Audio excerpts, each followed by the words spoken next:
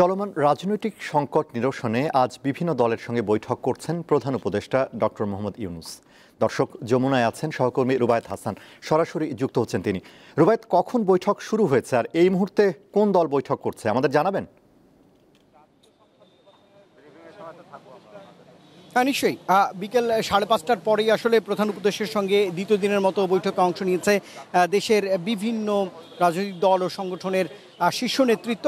যেমনটা আমি বলতেই পারি যে প্রধান উপদেষ্টার যে রাষ্ট্রীয় যে অতিথি ভবন যমুনায় যে বাসভবন রয়েছে, সেখানে এরই মধ্যে প্রবেশ করতে আমি দেখেছি যে বাংলাদেশের কমিউনিস্ট পার্টি সিপিবির সাবেক সভাপতি মুজাহিদুল ইসলাম সেলিম, গণসংহতি আন্দোলনের প্রধান সমন্বয়কারী জুনায়েদ সাকি রয়েছেন, বিপ্লবী ওয়ার্কার্স পার্টির সেক্রেটারি সাইফুল হক এবং জাতীয় গণফ্রন্টের সমন্বয়কারী টিপু বিশ্বাস, তারা কিন্তু ঢুকেছেন। এছাড়াও আরও অন্তত 15 জন সেখানে আসবার কথা রয়েছে। আমি দেখেছি বেশ কয়েকটি যানবাহনে করে সেই যানবাহনগুলো নিরাপত্তা তল্লাশির পরে সেখানে প্রবেশ করেছে।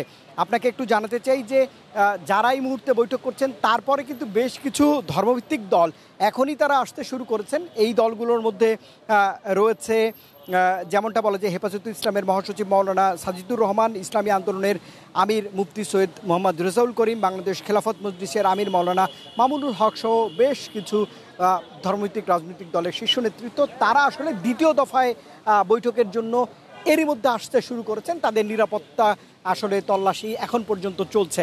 আসলে ঘটনা পর্যায়ক্রমে সেটি হচ্ছে নানা ধরনের ক্ষোভ ও হতাশা থেকে প্রধান উপদেষ্টা অধ্যাপক ইউনূস পদত্যাগ করার কথা ভাবছেন, এমন খবর ছড়িয়ে পড়ার পর আসলে গত বৃহস্পতিবার থেকেই দেশের রাজনীতির অঙ্গনে আসলে কি হতে যাচ্ছে, আগামী নির্বাচন, দেশের পরিস্থিতি নিয়ে এক ধরনের জনমনের সংখ্যা তৈরি হয়।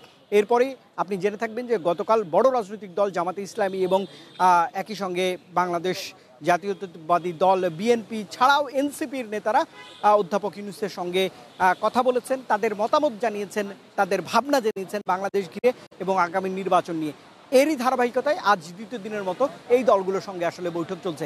আজ কিন্তু কোনো রাজনৈতিক দল বা সংগঠনের শীর্ষ নেতৃত্ব এখন পর্যন্ত বেরিয়ে গণমাধ্যমের সঙ্গে কথা বলেনি। আমরা অপেক্ষা করছি আসলে যদি তারা বেরোয় কথা বলেন গণমাধ্যমে, তারপরে আসলে বিস্তারিত জানাতে পারবো। তবে বৈঠকগুলো চলছে। রুবায়েত, আপনাকে ধন্যবাদ। যমুনা থেকে যুক্ত ছিলেন সহকর্মী রুবায়েত।